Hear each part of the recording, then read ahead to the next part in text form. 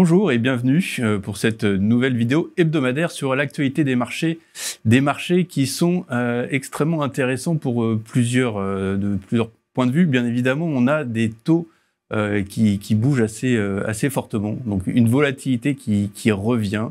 Alors on va en parler. Il y a bien évidemment le conflit au Proche-Orient qui passe à un nouveau stade. Mais on a aussi des anticipations en ce qui concerne les banques centrales et puis les niveaux d'inflation qui animent le marché américain notamment. Alors, si on revient sur les mouvements qu'on a eus sur la semaine dernière, sur le 10 ans allemand, il a très peu bougé. On est sur un niveau autour de 2,45.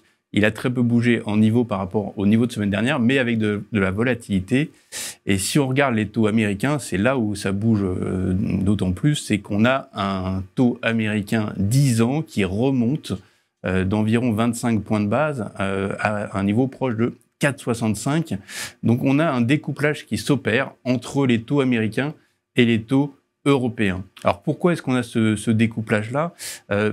Déjà, on a eu les chiffres d'inflation aux États-Unis qui sont sortis pour le mois de mars, avec une inflation sous-jacente qui est sortie à 3,8, légèrement au-dessus des attentes, et une inflation complète, qu'on appelle headlines, qui est sortie à 3,5. Mais si on regarde toutes les composantes de cette inflation aux États-Unis, elles augmentent toutes. Et c'est ça qui inquiète un peu les marchés, ou en tout cas, qui laisse penser que la Réserve fédérale ne va pas avoir besoin de baisser vraiment fortement ses taux directeurs cette année.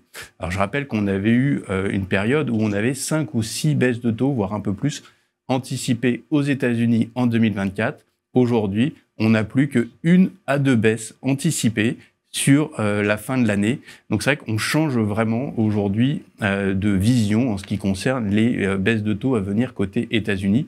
Et côté Europe, on a eu la réunion de la Banque centrale européenne la semaine dernière. Et là, pour le coup, on reste sur un schéma de baisse de taux avec une première baisse qui serait actée pour le mois de juin. Et encore, donc, on aurait 3 ou 4 baisses sur l'année 2024 côté zone euro, mais à suivre également les chiffres d'inflation qui vont sortir. On a les prochains dès cette semaine qui sortiront a priori en ligne et stables par rapport au mois dernier. Mais on a cette tendance désinflationniste qui reste, mais qui ralentit sur les derniers mois. Donc des chiffres d'inflation à suivre et des politiques monétaires également qui divergent légèrement entre les États-Unis et l'Europe. Alors, si on regarde les mouvements des marchés actions et crédits, on a des marchés actions qui, eux, baissent légèrement sur les dernières semaines.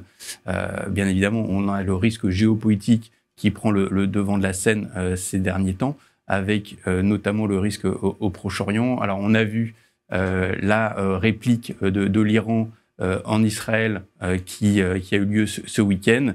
Alors, une réplique qui a été bien anticipée par Israël et les États-Unis, mais on est sur un processus d'escalade qui peut générer des inquiétudes sur les marchés financiers et notamment au niveau des prix des matières premières, des prix du pétrole.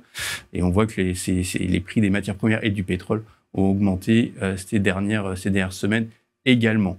Il faut rajouter à cela les sanctions qui ont été annoncées de la part des États-Unis et du Royaume-Uni envers les métaux russes, notamment l'aluminium, le cuivre et le nickel.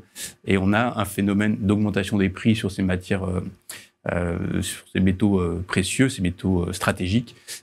On a donc ces phénomènes d'augmentation des prix, donc ce côté inflationniste, que ce soit sur l'or, les métaux stratégiques, et puis donc ces composantes inflationnistes qui restent importantes. Au niveau du conflit au Proche-Orient, ce sont des risques aussi inflationnistes. Et si on regarde maintenant le côté du marché du crédit, on voit que les marchés aujourd'hui sont un petit peu plus prudents. Si on regarde l'indice iTraxx Crossover, qui est un bon indicateur de la santé du marché du crédit, on a un écartement depuis les points bas qui est à peu près de 70 points de base. Donc c'est vraiment dans un mécanisme de protection des marges de crédit, mais ça reste un point d'attention, un point de vigilance pour les marchés obligataires. Dernier petit point à mentionner, les chiffres de croissance en Chine qui sont sortis cette semaine, donc à 5,3%, donc largement au-dessus des attentes qui étaient à 4,8%. Maintenant, il faut quand même mettre ça relativement aux chiffres de la consommation en Chine qui ont déçu. Donc voilà, des chiffres à prendre avec des pincettes côté Chine. Je terminerai sur un petit mot d'allocation. On voit que on a des conditions de marché qui changent, qui évoluent et des risques qui augmentent, notamment au niveau géopolitique. Maintenant, on considère qu'il faut garder une approche assez pragmatique sur les marchés actions, rester plutôt autour de la neutralité, voire même essayer d'attraper un peu certains mouvements de momentum sur certains marchés actions, en ayant des stratégies un petit peu de convexité, comme on dit, donc avoir des protections à la baisse, ou encore une fois, essayer dans un portefeuille diversifié d'avoir des stratégies plutôt défensives, avec notamment des positions un peu plus longues en duration, donc acheter des taux sur des maturités entre 2 ans et 5 ans, pour, on va dire, se prémunir contre des risques plus matériels. Voilà, donc une position de neutralité sur les marchés actions, une position plutôt longue sur la classe d'actifs obligataires, toujours que ce soit la partie crédit, investment grade, le high yield également dans une autre mesure du fait de son portage et de son rendement intéressant, malgré les craintes d'écartement de spread, comme je l'ai indiqué. Et puis toujours également regarder ce qui se passe du côté monétaire, puisqu'on a toujours des taux à 4% tant que la Banque Centrale Européenne n'a pas appuyé sur le bouton et baissé ses taux, donc des baisses de taux prévues au mois de juin. Voilà, je vais terminer là-dessus. Je vous souhaite à tous et à toutes une très bonne semaine et je vous dis à bientôt. Merci.